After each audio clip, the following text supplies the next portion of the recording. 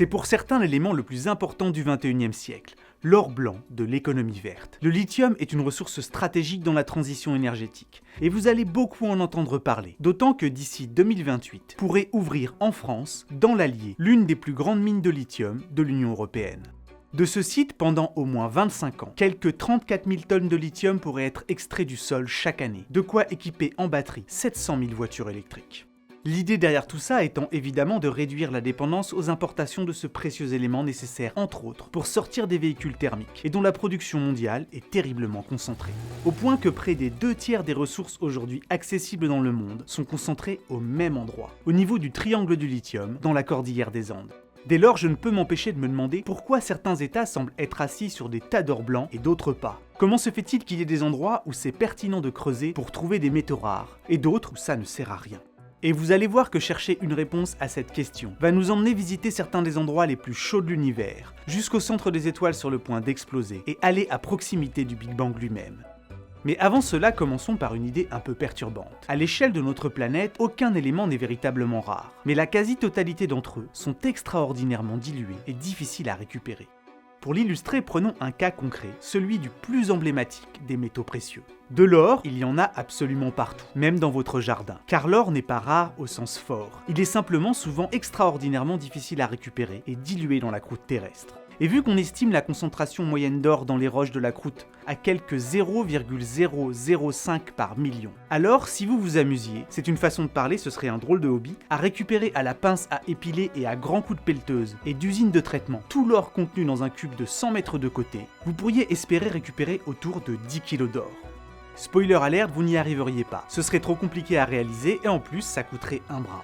En fait, le nerf de la guerre, c'est toujours d'arriver à trouver des gisements qui soient suffisamment concentrés pour être exploités. D'ailleurs, il est étrange de penser que si vous avez un petit peu d'or chez vous, il y a de fortes chances qu'une bonne partie provienne d'ici. Car près d'un quart de tout l'or aujourd'hui en circulation dans le monde provient du bassin de Witwatersrand, une région d'Afrique du Sud au nom imprononçable qui couvre une superficie à peine supérieure à 1/10 de la France. Et d'où, depuis la première découverte d'un filon à la fin du 19e siècle, plus de 40 000 tonnes du précieux métal ont été extraites. Évidemment, cela ne veut pas dire qu'une très grande partie de tout l'or du monde se trouve précisément là. La seule chose qui différencie ce bassin du sous-sol de votre jardin, ce n'est fondamentalement qu'une question d'abondance et de concentration. Dans les roches de Witwatersrand, le métal est de 1000 à 10 000 fois plus concentré qu'il ne l'est sous vos pieds. Sauf si vous habitez une mine d'or, vous avez l'idée. Si un quart de tout l'or du monde provient d'un territoire à peine plus petit que ne l'est la Belgique, c'est que des conditions géologiques exceptionnelles ont été réunies pour favoriser une telle concentration.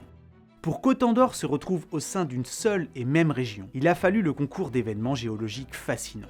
Ici, il y a plusieurs milliards d'années, un continent s'est soulevé. En se formant à partir de roches riches en métaux lourds provenant des profondeurs de notre planète, il engendra d'immenses chaînes de montagnes, qui, pendant des millions d'années de ruissellement et d'érosion, finirent par déposer une partie de leur trésor doré dans une mer intérieure peu profonde et fermée.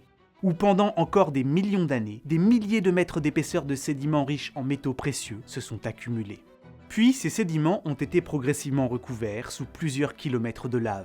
Compactées et ensevelies, ces couches anormalement riches en or ont été cuites et transformées en roches, et sont restées enfouies pendant des centaines de millions d'années. Jusqu'à ce qu'il y a de cela 2 milliards d'années, une énorme météorite, de plus de 10 km de diamètre, ne vienne s'écraser sur ces couches de roches sédimentaires, creusant un cratère de 300 km de diamètre, dont la structure d'impact est encore visible aujourd'hui depuis l'espace. En venant soulever et retourner les strates souterraines, le météorite ramena une partie de l'or en surface. Si bien que l'on pense que sans cet impact majeur, les gisements d'or de cette région seraient restés enfouis à plusieurs kilomètres de profondeur et n'auraient certainement pas encore été découverts. À la fin du 19e siècle, des prospecteurs mirent les premiers coups de pioche sur le sommet d'un trésor dépassant à peine en surface. 2 siècles et demi plus tard, l'extraction se poursuit, mais dans les entrailles de la Terre. Car en suivant l'inclinaison des filons, les mineurs ont fini par évoluer dans des galeries dont les plus profondes sont situées à près de 4 km sous la surface. De l'autre côté du globe, au Canada, on retrouve au niveau du bassin de Sudbury, le second plus grand cratère d'impact connu sur Terre, qui pour d'autres raisons a également fait de cette région l'une des plus grandes pourvoyeuses au monde de nickel, de cuivre, de platine et de palladium. En fait, à l'exception du fer, de l'aluminium et de quelques autres, la plupart des métaux sont présents en quantité infinitésimale dans la roche. Beaucoup d'entre eux ne se trouvent même présents qu'à des concentrations de l'ordre de quelques parties par million. Et c'est là où ça devient fascinant, car pour que l'on puisse en retrouver en quantité au même endroit, il faut que la Terre ait eu la gentillesse de fournir des processus géologiques adéquats, mais aussi que par le jeu des associations, au gré du hasard et des affinités chimiques, une grande variété de minéraux concentrant ces métaux puissent se former. Or, l'existence et la diversité des minéraux existants a été, disons, des plus mouvementées. Elle n'a pas toujours été ce qu'elle est. D'ailleurs, et contrairement à ce que l'on pourrait penser, la grande majorité des quelques 5400 espèces minérales que l'on retrouve aujourd'hui sur Terre sont relativement récentes au regard de l'âge de notre planète. On pense en effet qu'il y a quelques 4,5 milliards d'années. Au moment de sa formation, la Terre primitive ne devait être constituée que de quelques 60 minéraux différents tout au plus. Puis, très rapidement, ce nombre s'est mis à monter en flèche. Car tandis que les éléments les plus lourds se mettaient à couler au centre, pour former le noyau métallique de notre planète, en surface, le lessivage continu provoqué par les pluies créa en quelques millions d'années une cascade de nouvelles combinaisons, de nouveaux minéraux, dont le nombre est alors porté à environ 250. Puis, au fur et à mesure que la planète refroidit, et avec la mise en place de la tectonique des plaques, c'est-à-dire du mouvement de la croûte en surface, des processus nouveaux vont voir le jour. Et la Terre va commencer à parfois concentrer les éléments les plus rares. D'une part, en faisant fondre partiellement et de manière répétée certaines roches de la croûte terrestre et de son manteau, l'activité volcanique de notre planète va, avec le temps, concentrer dans le magma des éléments atomiques rares ou peu courants, jusqu'à permettre la formation de nouveaux minéraux exotiques.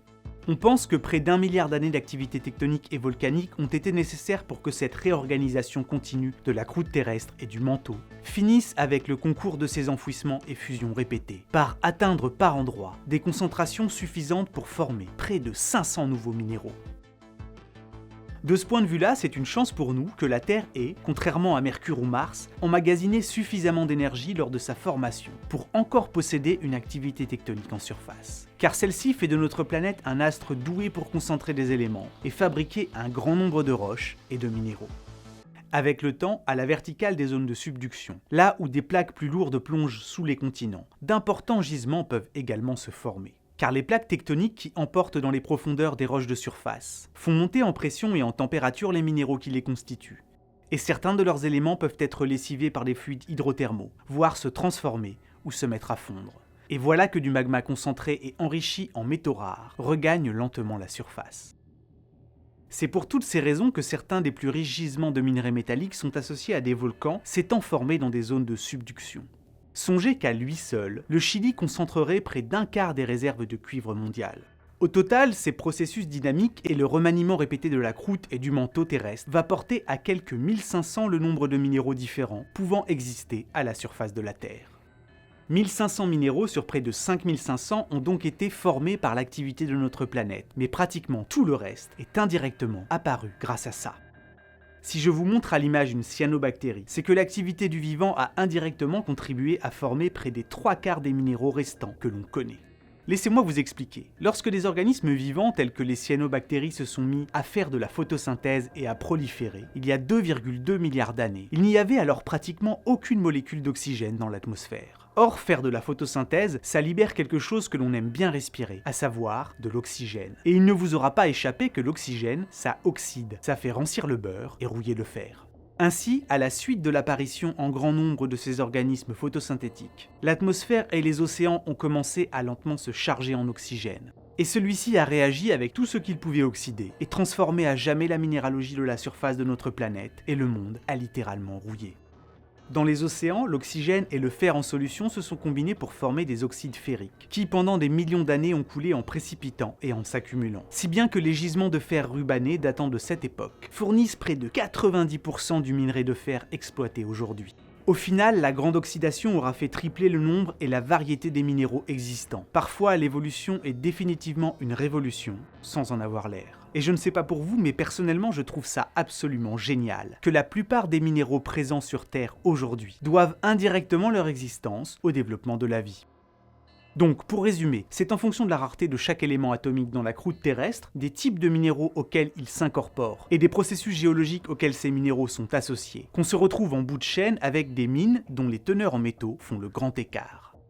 Ainsi, les mines de fer ou d'aluminium exploitent des roches constituées pour près de 50% par ces seuls métaux, ce qui est plutôt normal vu que ces deux éléments font partie des plus abondants dans la croûte terrestre. Alors qu'une exploitation contenant 2% de minerai de cuivre va être considérée comme exceptionnelle. À 20 kg de cuivre par tonne de roche extraite, vous avez le sourire. À plus de 200 g d'argent, vous êtes très content. Et si le sol sous vos pieds contient ne serait-ce que 0,005% d'or, alors vous vous tenez sur un beau pactole, car à 5 g d'or par tonne, on considère les gisements comme étant à haute teneur. Quant à la mine de lithium de l'Allier, sa teneur moyenne en oxyde de lithium est de 0,9%. Ce qui peut sembler peu, mais est déjà beaucoup, car quand on décaisse plusieurs hectares sur plus de 100 mètres de profondeur, on peut espérer récupérer des centaines de milliers de tonnes d'or blanc. Bref, vous l'avez compris, si les gisements des métaux que l'on considère comme précieux ou stratégiques sont si inégalement répartis dans le monde, c'est qu'il a souvent fallu le concours exceptionnel de plusieurs processus pour arriver, au cours de la longue histoire de notre planète, à suffisamment concentrer en quantité ces éléments. Et que ces processus se soient déroulés lentement et étalés sur des millions d'années, ou qu'ils aient pris place brutalement dans la violence d'un impact de météorite ou d'une gigantesque éruption volcanique. Ce sont toujours les forces de la nature qui ont accompli pour nous le gros du travail. Si malgré tout vous pestez sur les faibles concentrations d'or comme de lithium dans votre jardin, alors pour être juste, il ne faut pas seulement blâmer les seuls processus géologiques, mais également l'univers tout entier. Car quand on y réfléchit, tous les processus géologiques dont vous avez parlé ne créent aucun élément atomique. Ils viennent simplement changer leurs proportions, leur agencement, les mélanger autrement et ainsi engendrer de nouveaux minéraux. Des minéraux qui se transforment, se dissolvent, fondent ou se brisent en échangeant des atomes. Des atomes qui sont, eux, bien plus solides que le roc. Dans des conditions terrestres, les atomes sont impossibles à briser ou à former. Tous existent depuis au minimum 5 milliards d'années. Ainsi, si l'on veut véritablement retracer l'origine de l'or comme du lithium, il nous faut remonter encore plus loin dans le temps, car l'histoire de ces éléments commence bien avant que le sol sur lequel nous sommes ne se forme. En effet, et aussi étrange que cela puisse paraître, absolument tous les atomes présents sur Terre aujourd'hui proviennent de l'espace. Ils ont une origine extraterrestre au sens fort. Et parmi tous ces atomes, ceux de lithium et d'or sont certainement ceux ayant l'origine la plus extraordinaire. Cela fait plus d'un demi-siècle maintenant que l'on sait que les étoiles ne font pas qu'émettre de la lumière. Elles sont également des usines à transformer la matière. Au cœur de ces dernières, les noyaux des atomes s'entrechoquent avec une telle force qu'ils en viennent à fusionner, pour donner de nouveaux éléments et ainsi fabriquer pratiquement tous les atomes que l'on connaît. En ce sens, nous sommes littéralement entourés et constitués de poussière d'étoiles. Et ce n'est pas une licence poétique, vous avez des étoiles dans vos yeux, et vos yeux sont majoritairement faits d'atomes qu'elles ont fabriqués. Étant donné que chaque élément atomique demande des conditions de pression et de température bien particulières pour être forgés, tous n'ont évidemment pas la même histoire. Certains sont nés au centre d'étoiles de masse comparable à notre Soleil. D'autres ont été cuits lentement dans les périphéries gonflées d'étoiles géantes rouges arrivées en fin de vie, tandis que d'autres enfin, tels que l'aluminium, se sont formés extrêmement rapidement lors de fulgurantes explosions baptisées supernovas, et faisant suite à l'effondrement d'étoiles géantes. Les traces de ces explosions jalonnent d'ailleurs le ciel où elles peuvent être observées au moyen de nos télescopes. Dans ces dentelles de matière dérivante produites par l'explosion d'une supernova se trouvent des atomes qui n'existaient pas avant. Songez-y la prochaine fois que vous utilisez une feuille d'aluminium. Tout ce métal a été fabriqué par l'explosion d'étoiles géantes il y a des milliards d'années de cela. Mais l'or comme le lithium ont une origine peut-être encore plus extraordinaire. Déjà, pour fabriquer des éléments lourds tels que l'or, l'uranium ou la platine, il faut des forges encore plus infernales que ne le sont les explosions de supernova. En fait, les seuls phénomènes dans l'univers qui permettent d'expliquer la formation en quantité de tels métaux sont les fusions d'étoiles à neutrons. On a ainsi pu estimer que lors de la fusion de 2 étoiles à neutrons, pas moins de 10 fois la masse de notre planète en or pur, pouvait être créé avant d'aller se répandre, se disperser et se diluer dans l'espace. Pour qu'un jour, une toute petite partie concentrée par l'activité géologique ne finisse dans l'une de nos mines. Ainsi, s'il y a relativement peu d'or, de platine ou d'uranium sur Terre, en comparaison de la quantité de fer, de nickel ou d'aluminium qu'on y trouve, c'est que ces métaux lourds demandent pour se former l'avènement d'événements rarissimes, qui bien que faisant partie des plus violents que l'on puisse observer dans le cosmos, sont si rares qu'ils ne produisent que l'équivalent d'une goutte d'encre de matière diluée dans un océan d'espace. Quant aux atomes de lithium que l'on cherche tant à extirper de Terre, leur origine est peut-être encore plus singulière, car si presque tous les atomes qui vous entourent, ceux vous constituant y compris, ont dû passer au moins une fois dans le cœur des étoiles, le lithium, lui, fait exception. Bien plus fragile que les autres atomes, cet élément se transforme rapidement en d'autres lorsqu'il est plongé dans la fournaise ardente qui règne au cœur des étoiles. Et celui présent sur Terre s'est formé de 3 manières bien particulières. Une partie est née dans le grand froid de l'espace à partir d'autres atomes, qui ont été percutés par des rayons cosmiques de haute énergie. Une autre partie du lithium s'est formée dans les couches extérieures refroidies d'étoiles géantes rouges arrivées en fin de vie, tandis que la dernière s'est tout bonnement formée quelques minutes après le Big Bang, lorsque l'univers est devenu suffisamment froid pour que commence la nucléosynthèse primordiale, c'est-à-dire la formation des premiers atomes de l'univers. Je ne vais pas vous faire un épisode sur les processus de formation des atomes ni vous expliquer comment et pourquoi tout cela s'est produit. Ce serait trop long, je vous colle sous la vidéo des liens et vous ferai bientôt un épisode entier sur le Big Bang. La chose à retenir ici, c'est qu'une partie importante des atomes de lithium que l'on sort de Terre sont presque aussi vieux que l'univers. Ainsi, le lithium de nos batteries rechargeables vient de très loin dans l'espace et surtout dans le temps. Épuré dans des usines par le savoir-faire de techniciens et d'ingénieurs. Il a été sorti des entrailles de la Terre par des mineurs, extrayant des minéraux concentrés par l'activité géologique d'une planète formée à partir d'éléments atomiques produits par les vies et les morts successives d'étoiles géantes, par des collisions cataclysmiques et par le Big Bang lui-même. Et parmi ces précieux résidus provenant de passés aujourd'hui révolus, se trouve un métal, le lithium, qui est au cœur d'une nouvelle révolution technologique entreprise par les hommes. Une révolution technologique dite des batteries électriques, qui va présenter son lot de défis, à commencer par celui des quantités de matériaux disponibles. Car le lithium n'est que le 33e élément le plus abondant sur Terre, et on n'en retrouve en moyenne que 20 grammes par tonne de roche dans la croûte de notre planète. Et même si la nature a permis par endroits de grandement le concentrer, comme en Amérique du Sud, où de nombreux processus géologiques combinant subduction, volcanisme et érosion ont permis au fil des millions d'années de former une région où l'on retrouve à cheval sur le Chili, l'Argentine et la Bolivie, près des 2/3 des réserves connues de ce précieux élément, le plus dur reste à faire. Aujourd'hui, partout à travers le monde, les conditions d'exploitation dans les mines se complexifient, car les teneurs moyennes en métaux des minerais exploités diminuent constamment. Ce qui est tout à fait logique, on commence toujours par s'attaquer en premier aux gisements les plus riches et proches de la surface que l'on connaît. Et lorsque ceux-ci sont épuisés, on passe au filon de seconde main. Au Chili, par exemple, au cours des 30 dernières années, les teneurs en cuivre des nouvelles mines en exploitation ont été divisées par 2. Ça risque à l'avenir de constituer un gros problème, car cela signifie que l'on va devoir dépenser toujours plus d'énergie pour exploiter des gisements de moins en moins concentrés et situés toujours plus profondément. En parallèle, les besoins en métaux ne cessent de s'envoler. Selon l'Agence internationale de l'énergie, la seule demande de lithium devrait être multipliée par 40 d'ici à 2050.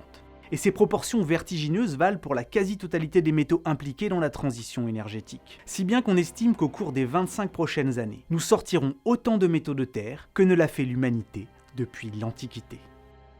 Les monticules de roche qui vont être extraites de la mine de l'Allier ne permettront que de combler une toute petite partie de ce que nous importons chaque année. Mais elles vont avoir, selon moi, le mérite de nous obliger un peu à mieux regarder le problème en face. Tous les objets technologiques dont nous disposons demandent pour être fabriqués que l'on creuse des trous en quantité. Ce qui m'amène à me dire personnellement que produire du lithium en France, c'est sortir un peu de l'hypocrisie de la politique de l'autruche qui consiste à importer sa pollution et à faire creuser ou fabriquer chez les autres ce qu'on ne veut pas avoir chez soi. Après, et toujours de mon point de vue forcément subjectif, je pense que même si l'ouverture de cette mine est l'occasion de ramener dans le débat ce qu'une exploitation de ce type implique d'un point de vue énergétique, humain et environnemental, elle ne changera qu'à la marge la véritable nature du problème. À savoir que nos ressources en matières premières sont limitées, et que contrairement à de rares pays, nous ne sommes pas assis sur un jackpot géologique. Même en se retroussant les manches et en sortant les pelleteuses, il semble très compliqué d'arriver à être souverain sur toutes les matières premières stratégiques. D'ailleurs, à l'heure du pic pétrolier, et alors que sortir rapidement de la dépendance aux énergies fossiles est plus que nécessaire, je me demande si la bonne question n'est peut-être pas moins de savoir s'il y a suffisamment d'un élément ou d'un autre dans nos sous-sols, que de se demander si l'usage auquel on destine cette précieuse matière est pertinent. À quoi est-ce que ça va servir ? En fait, même si la nature a fait le gros du travail pour fabriquer et concentrer les métaux, je pense que peut-être que là où il reste le plus de travail pour nous, en tant qu'humains, ce n'est pas tant pour extraire les matières premières que de répondre à la question « c'est pourquoi faire ?» À titre personnel, je ne cesse de me demander s'il est bien éthique aujourd'hui de fabriquer des véhicules électriques individuels pesant plusieurs tonnes et pouvant rouler à 180 km/h. Quand on sait pertinemment qu'une telle voiture nécessite près de 4 à 6 fois plus de métaux qu'un modèle conventionnel et comprend près de 80 éléments atomiques différents. Un SUV, est-ce de la poussière d'étoiles bien utilisée? A-t-on vraiment besoin de tout cela?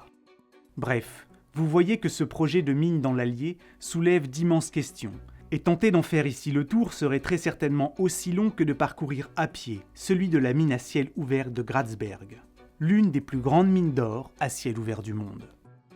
Pour aller plus loin sur la question du projet de mine de lithium dans l'Allier, un grand débat public est organisé par la Commission nationale du débat public, jusqu'au 7 juillet prochain. Vous pouvez participer à ce grand débat en déposant un avis, ou en posant une question directement au responsable du projet sur la plateforme participative du débat public. Le responsable du projet a 15 jours pour y répondre. Je vous mets le lien et plus d'informations sous la vidéo. Et puis sur la chaîne de Sciences de Comptoir, vous pouvez plonger dans les impacts que peuvent avoir les mines à grande échelle, ainsi que mieux comprendre pourquoi c'est si compliqué d'extraire un élément, même quand on en trouve plusieurs kilos par tonne de roche décaissée. Et sur la chaîne de Monsieur Bidouille, vous pourrez découvrir l'ampleur des défis technologiques et industriels à surmonter pour emmener un tel élément depuis la mine jusqu'à nos piles.